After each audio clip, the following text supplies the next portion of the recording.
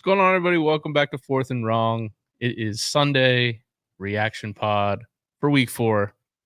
That's Chris. I'm Tyler. Chris, any big takeaways from the weekend? You won. Hey, cheers. We defeated woke Twitter. That was awesome. 14-9, just as God intended. Dude, DJU, it's just weird that I feel like 14-9 is the score that follows him wherever he goes. Like they're just the offense it just stays like stagnant like that. Real quick, well, welcome into everyone. Yeah, look at Happy T Huck. It'll probably be a quick show. We both want to go watch the Falcons game. It's on right now as well. And then there is some there's some good stuff to talk about. Like it was a much better weekend of games than I thought it was going to be. Yeah, I didn't expect to be sitting here week 4 recap, people congratulating me on escaping Cal to get our first victory. But here we are, college football. I was supposed to do a reaction piece to Vandy and Mizzou, which I never thought. You told me like 10 years ago that some people have been talking about like a Vandy and Mizzou game seriously. That was just crazy. It was like a double overtime game, obviously. But dude, there's a lot of stuff that we have been wrong about. Michigan apparently better than we thought. Yeah, like did they lead basically the entire game except for a little bit where it was tied, right? Yep. I mean, that was truly, I was surprised by that effort. I mean, look, we said in the pregame, like Alex Orji, you're not scared of him through the air. He threw for 32 yards. 32 yards. Michigan and Iowa combined for less than 100 yards passing, and they both won. God. Tough to do. But yeah. I think I was most impressed with Tennessee's defense, though. Dude. They didn't score as many points as I thought, but I felt like they kind of knew that, like Oklahoma at one point went 6 straight 3-and-outs, I think. Yeah. And benched their quarterback. I mean, Oklahoma's kind of a mess, and like I didn't realize how banged up they were at receiver. Apparently, like their top 3 or 4 receivers are just injured at this point. They lost all 5 offensive linemen from last year's team. They've had 2 or 3 injuries there, including their starting center who's out for the year.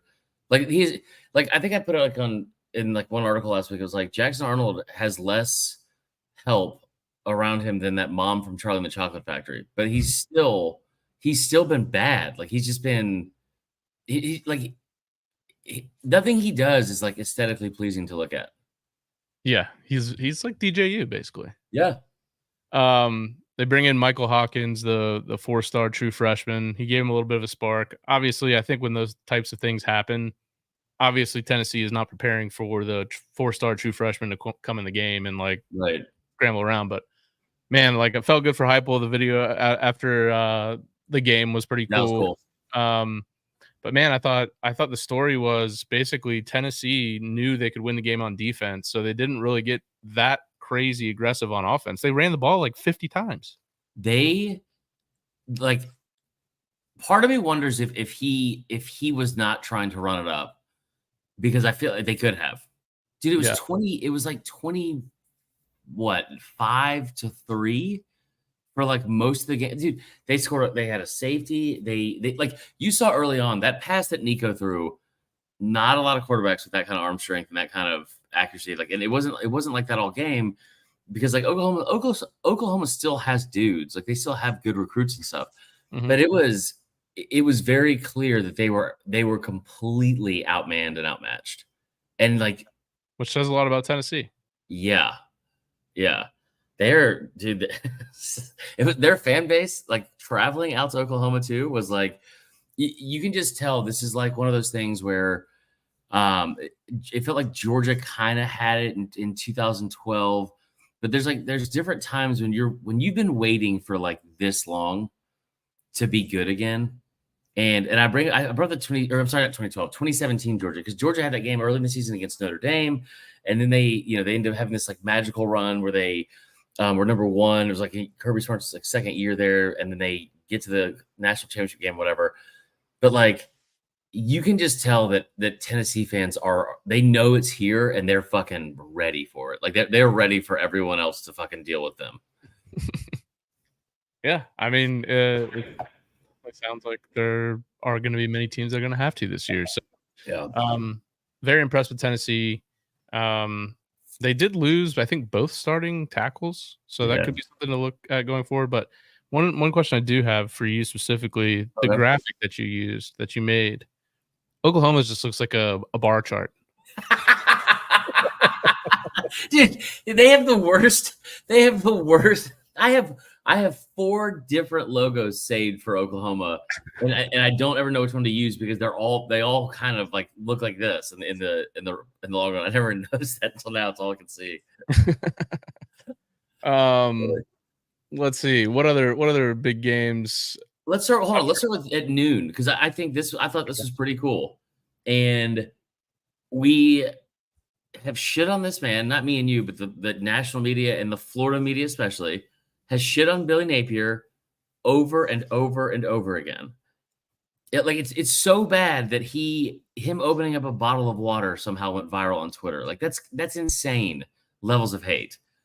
They went to Mississippi State in a game that like felt like it was a must win, because all of them are must wins for him now. And he got there, and dude, I've said it repeatedly, like they're going to do this 2 quarterback system, and there's just no fucking chance that he does it well. There's just no chance he does it well. Nailed it. Did you see the numbers? Yeah, Mertz had like his best game so far. But I mean, Mississippi State's really bad, and they did lose Blake Shapen in this game. But here's the thing. Shapen's out for the year. Florida's really bad too. Like Florida's not a good team either. Yeah. And they went on the road, and I just assumed that they would fail at this experiment would fail. And you knew his hand was going to be forced to do it, because they were going to have to use DJ Lagway for a number of reasons. One, he's maybe one of their best players, and he's like an actual difference maker at quarterback. And he's also like, he might be the biggest reason for Billy Napier's job security, if there is any, moving forward to next year, because of him being on the roster still. So you have to play him at some point. And it's rare you see a 2 quarterback system that works. It just like something goes wrong, and it's also the easiest thing to criticize. Multiple times in this game, DJ Lagway came in. They had set up when they wanted to bring him in. He stuck with it, including multiple times when they were inside of their own 10-yard line. One of those was in the 4th quarter with like 10 minutes left. Florida was backed up inside their own 10, and it was like Mississippi State was like closer. I think they were coming back. He still put DJ Lagway out there, and they went a combined 26 of 28 for 323 yards, 4 touchdowns, no picks. So I don't know if this will continue to have anything close to that amount of success, but it made me happy to see Billy Napier, who gets shit on and criticized and questioned all the time. He made a decision. I think we all kind of expected it to fail, and he stuck with the decision, and it worked. So good for Billy Napier. It's probably the last great thing that's going to happen for him, but still. I will say I coined a term. I came up with this myself. You probably never heard it. So usually, I know this is probably a hot take, but if you have 2 quarterbacks, you really don't even have one. That's fair. You guys have 0 quarterbacks. You guys have 0 quarterbacks at Florida State.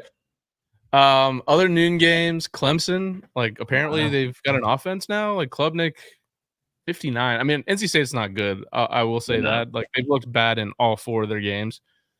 But I mean, they put up, and App State's obviously not very good either. I think they lost to someone horrible this weekend. Yeah. But to put up, close to 60 points 2 weeks in a row. Oh, App State lost to South Alabama. Yeah, like got killed, right? Yeah, they have. South Alabama has played LSU this weekend, and they've scored like 135 points combined in their last 2 games. Yeah, well, maybe South Alabama is really, really good, but I think App State's probably bad. So Clemson, maybe there's somebody to watch. I mean, at this point, it's very clear that Clemson and Miami are are the class of the ACC right now. Speaking of Miami, basically just a little bump in the road. It's kind of played out like the Bama game, right? It was close for the first half, and then Miami forced them in the second half. I think South Florida had a lead at one point in the first half. Are we fucking fired up for Falcons football right now? Like this, should we have gone to the game? It looks awesome. It does look awesome. What's your prediction here? So we'll have it documented. Okay, yeah, me too. Okay. Like I don't. Like Allie's been trying to hype me up about it all day, and she's like, "We pumped for the Falcons game?" I'm like, "No, why not?" And I'm like, "Because we're gonna fucking lose." Charlie Edwards, my one of my best friends from high school, went to prom. Not to I was gonna say together. We didn't him and I didn't go together. We just were in the same group. Anyway, he played soccer. He played soccer at Louisville. Louisville handled Georgia Tech pretty well. I did not. I thought that was going to be. I thought that was a really good spot for an upset for Georgia Tech, and they handled them very, very well. Yeah, they do. That's where Brooks from Bama went. I think isn't Ja'Cory Brooks at he had a crazy catch. Yeah, at Louisville. Yeah, so that was impressive. 3:30 slate. You want to talk a little? You want to bring Allie on the pod? Talk Arkansas Auburn. Hey, babe, you want to come on? Do you want to just come over here so your face will be on it, but they can hear your voice? Tell her Hugh Freeze is listening. Hugh Freeze is listening right now. Auburn's Twitter meltdown after that game was incredible, but I was by myself laughing hysterically at her feed because I just pulled it up and it was turns out Hank Brown potentially not the answer. Turns out Hank Brown not great. And okay, hold on. You're getting louder so she can hear you. I can feel it. Well, yeah, I know. I'm all fired up now. Hold on one second. Okay, so I was excited for this game. I thought it was Perkins. There's bad news coming out of Harold Perkins. Oh yeah, I heard he might be out for the year. Or out for a while. Just be nice to have some. Anyways, Arkansas goes on the road as I predicted. And okay, you did predict this, and then so the next morning I had to write my Big Picks Energy article, and you convinced me to change my mind. Like the stat you brought up, I quoted you multiple times on radio the next 2 days about you, the stat you had about the run game. That was awesome. That was a great get. Thank you. And it proved to be what worked out in the game. I think. I thought this would be higher scoring, but this game is always the drunkest game in the SEC. It was so tough to watch, dude. They couldn't get the over like they always do because they just kept throwing picks. They combined for. Remember, I said on the show, I said it feels like they always combine for like 5 to 7 turnovers or some stupid shit's gonna happen. They had Auburn's quarterbacks threw 5 interceptions. It's the second time it's happened in a game. They've only played 4 games. Like that's insane. You freeze after the game. I mean, look, he's not wrong totally, but you can't say it. Feels like let's go back to the game for a second. This game, the final score was 24-14. It was much lower than that for most of the game. I think it was scoreless, or it was like 3-0 maybe, or 7-0 at the end of the first quarter. Auburn's offense can't what makes them bad as a team? It's so cliche bad. Like on third downs, they're terrible. Like they give up so many fucking third downs because they give up like a third. Bad. They do things that bad teams do. Exactly. Don't turn the football over. They do it all the fucking time. Can't be consistent like moving the football. They can't do that either. Yeah, he's out with a torn ACL. Breaking news. Harold Perkins suffered torn ACL, will miss the rest of 2024. Oh my God. They put a picture. The picture we used on the website is of him actually tearing it. Jesus Christ, guys. Yeah, Bo Wallace going crazy on Twitter after. So the game keeps playing out. We're going to give me 2 minutes. Sorry, guys. So it's like very obvious they're going to lose this game. They come back and score a touchdown like late. And like make it like 17-14. But Arkansas did some stupid shit too. Taylor Green he is so exciting to watch. But yeah, in all the fun ways too. It's like he might turn it over. He might do anything. he is very lazy with the football. I feel like he just there's just times where it's like he's very casual with how he handles like just bad snaps or like like the way he carries the football. Anyway, but Arkansas deserved to win that game, and it was I just assumed they were going to put Hank Brown in for the whole game. Like I just assumed that he was going to be the guy because you just benched Peyton Thorne, and sure enough, they bring in Peyton Thorne. I spent 15 minutes making a troll graphic about Peyton Thorne's numbers against Arkansas from a year ago versus Hank Brown's in this one, and I was like ready to post it, and being like, just saying, there's a guy on your team that could play, and then they fucking put him in, and I was like, you just ruined the whole joke, Hugh. And so they lose that game. After the game is when the fun started, because you talk about the press conference real quick. Well, I mean, this isn't the first time he's done this. He's like, look, I mean, receivers are running wide open. Basically, I can't get him the ball. You know? You know what's crazy is that, like, there's still a large portion of the fan base that is like, yeah, he's right. Like, Brian, I saw Cam Coleman, and he was wide open. Brian Harsin ruined these people so badly that they were willing to get Hugh Freeze and let him like have complete control over this fucking program, and like the excitement around it was valid going into the season, but now it feels weird that he's not being held to this like to a standard I feel like is like fair because like I think they just want this to work out so badly because of how bad the last coaching hire was. And if you look at the numbers, man, it's really bad. Like Auburn, I brought this up before the game, last in the SEC in turnovers with 13 going into the game. Now you have 18 total, I think, or maybe 17. He's 8-9 as a head coach there. But here's the thing, man. The whole thing with Hugh Freeze. Why did you hire Hugh Freeze? Because he can recruit and because he's an offensive guru. He's a quarterback whisperer. What the fuck ever. Dude, it's been a year. It's been a year and a half. And you could sit here and say it's only been a year and a half, so you got to give him more time and blah, blah, blah. But everything about Hugh Freeze, one of the main reasons you wanted him is everywhere he's been, he has got a turnaround almost immediately. Like almost immediately. Arkansas State hadn't had a winning season in 15 years. He got him to 10 wins immediately. Like Ole Miss had one total, or they went winless or had one total win in the SEC in the 2 years prior to him being there. He gets 3 the first year, including a win over Mississippi State in the Egg Bowl. Like they go to a bowl game. Like everywhere he's been has been a almost immediate turnaround. And at least offensively, they put up points and they're exciting to watch. Like maybe you lose some games, but this is not that. Like the offense is the main reason they're bad.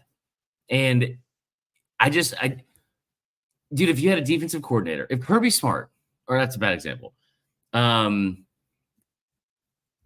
who's a defensive minded coach that's like new? What's that? Dan Lanning. If Dan Lanning was at Oregon and they were in his first couple of years below 500 and they were losing games 42-28 and they were constantly giving up over 30 and 40 points a game, that would be a bad look for a defensive-minded coach. This is an offensive-focused coach, and they are really bad on offense. And I don't give a shit if it's the whole thing you keep talking about. It's like, well, you got to have the right guys to throw the football. Dude, you're the recruiter. They gave you a fucking blank check. No. Yeah, go get Cam Ward. Auburn, I remember Bud Elliott talking about this, and he was bragging about how Auburn did this thing in the offseason where it's like what makes them dangerous and scary is they're recruiting at a high level. And I love the fact that Hugh Freeze committed to doing this in a way that it was only getting at high school recruits. It might be a slower turnaround, but he's building a culture there and blah, blah, blah. I genuinely still think that's great. But Bud Elliott made this case about how he's like, dude, Auburn is a team where they have all this money in this collective, and they are at a place where they can kind of pick their spots. So they don't have to go chase something this year. They can wait for like the right moment when their window's open and then go for it. Well, dude, you had the best recruiting class ever for receivers, like in a single recruiting class this year, with like 2 5-stars and however many other 4-stars and the one kid from Penn State. Cam Ward would have cost $1.5 million. You offered Talia Tagovailoa $1.5 million. Go get Cam Ward. Maybe they tried. Are we sure that Missouri's good? No, they're not. Dude, I read the write-up on that on ESPN, and it was like, oh, just Missouri couldn't get out of their own way. Just a slew of injuries and not injuries, sorry, penalties and turnovers. And I was like, I go look at it. They had 3 penalties for like 30 yards, and I think they didn't have a turnover. It's very weird. Yeah, I think they've still got an easy schedule as it comes to the SEC. So it could come down to them having 2 losses, and you're having to say, like, is this really a playoff team? You know, like I just double OT at home to Vandy is tough. It's a tough look. Yeah. Utah, come on. Dude, that was a good win.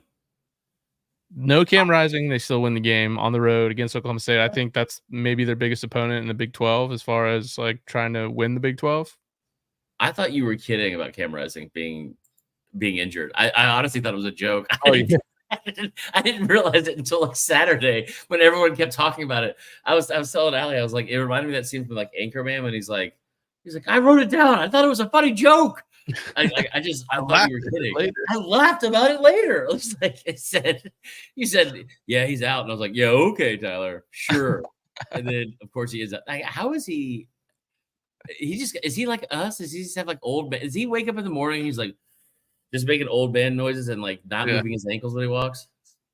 Yeah, he gives one of those like burps. That's fair. No, I don't think that they're great for Mizzou, and I don't think Oklahoma State is great, obviously, as well. Dude, I admittedly didn't watch most of the game, but we got to talk about it. Michigan, I feel like I owe Michigan an apology. Yeah, I mean, look, USC. I think they threw the ball like 50 times. Yeah. Yeah, and Michigan, used their defense to basically for most of the game.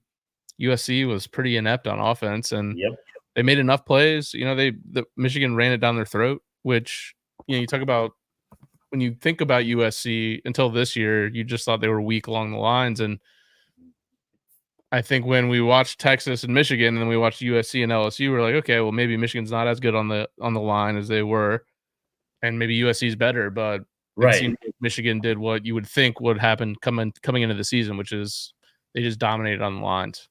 Did you see any of the? I'm trying to pull it up right now, but I can't find it. Did you see any of the video of Mason Graham?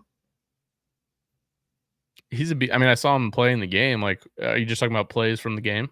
Yeah. Yeah, he's a beast. He is fucking violent. Like that kid is. He is fucking good, man. All right. Like we said, this is gonna be a quick episode because we want to go watch the Falcons game. Should we record at 7:30? I don't know. Maybe we didn't think about that. It's Sunday. Give us a break. Yeah. I think Tyler has responsibilities. So it's been a slow moving Sunday. I will say that. Like we watched the Saints game earlier. I'm trying to think of what else we could cover here because we're gonna have a pretty good in-depth show that I think we're gonna have a lot more listeners in the next 2 episodes. I'll tell you that. 100%. Well, I'd say before we leave, I wanted to play the uncensored moment of the weekend, which was the Baylor radio announcer. Oh my God. Did you see this? So they lost. Did you hear what Dave Aranda said? No. They asked somebody, if you guys didn't see this, Colorado was losing like the whole game. They threw a Hail Mary with 2 seconds left and they scored. Like it was a hell of a throw, by the way, from what's his name? From Shadur. Yeah. They scored. They tied up. They go to overtime. They win in overtime.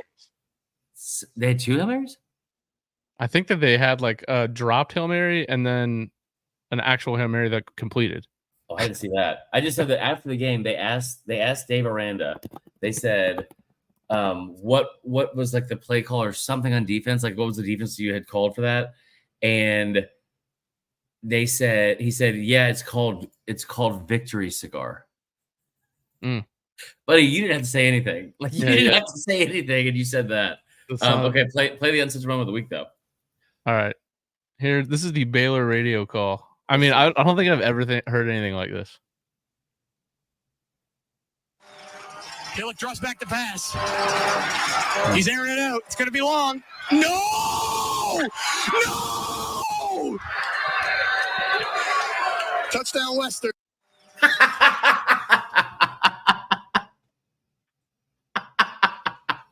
No!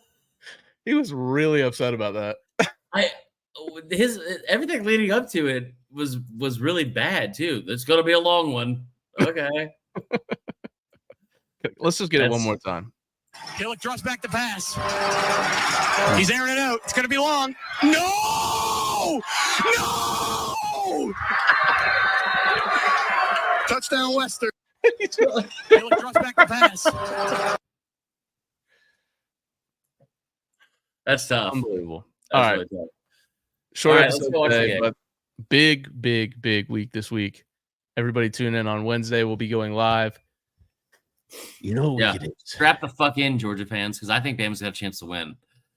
Ooh. All right, baby. For Talk Chris my and shit. Tyler, we'll see you guys on Wednesday.